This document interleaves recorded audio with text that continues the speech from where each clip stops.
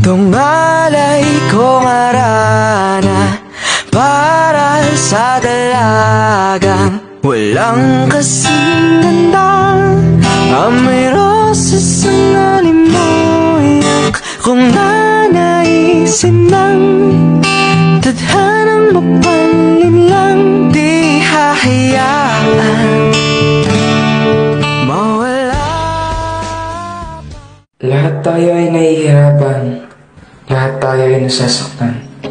Ang pagkakaiba lang, hindi lahat sumusubok. Ako si Juan Tisos.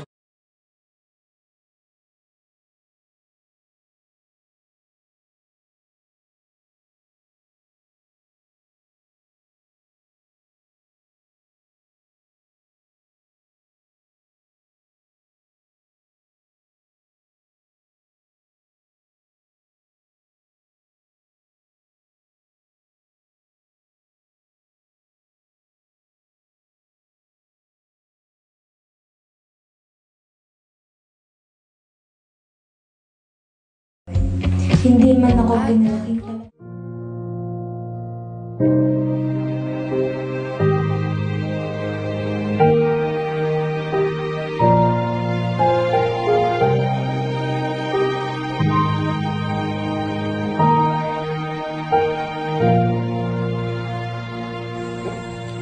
Mahal ko ang aking bayan.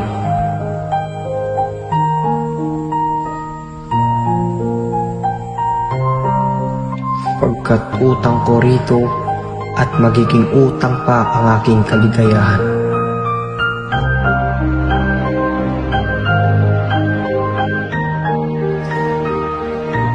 Marami akong dapat paniwalaan sa Diyos, sapagkat nawalan ako ng pananalig sa tao.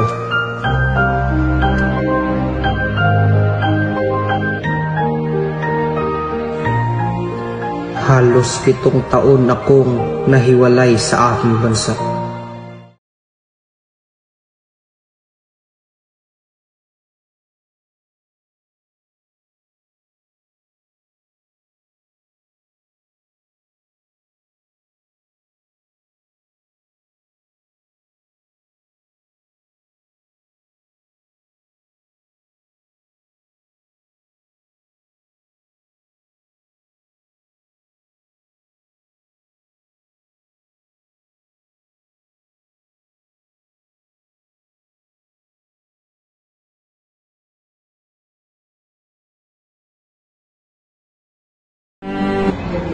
Hindi ka lang ba, Maria? ilang po, Papa. Kilalang kita, Maria. Di mo ako maaaring pag-ibig. Marahil kanina mo pa yung hindi. Ama, may katwiran na andok ko. Marahil kailangan niya lamang ng saliwa mo ako. Ibig yung mga magbakasyon sa Malabon o sa San Diego? Siya, kunin niyo, pumunta kayo sa Biaterio at kunin niyo ang lahat ng gamit doon. Hindi na kayo babalik doon. Magbabakasyon muna kayo sa Malabon. Wala na kasi ang inyong niya doon. Hindi na kasi siya pura. Huwag mo na siyang sasabihin mo. Nakita mo namang namumutla na ako. Tama. May katuwiran na ang doktor. Marahil kailangan nyo lamang. Mas mairam ko sa San Diego na lamang. Tamang-tama, malapit ng undas ng kapistahan doon. Tiyak na magiging masaya ang iyong anak. Yes, kayo ang bahala.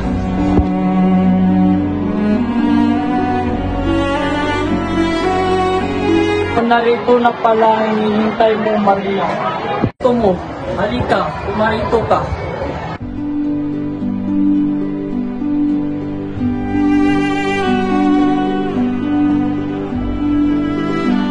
Ang mga dalaga nga naman, kunwari ayaw pero gusto. Dia, kumusta ka na?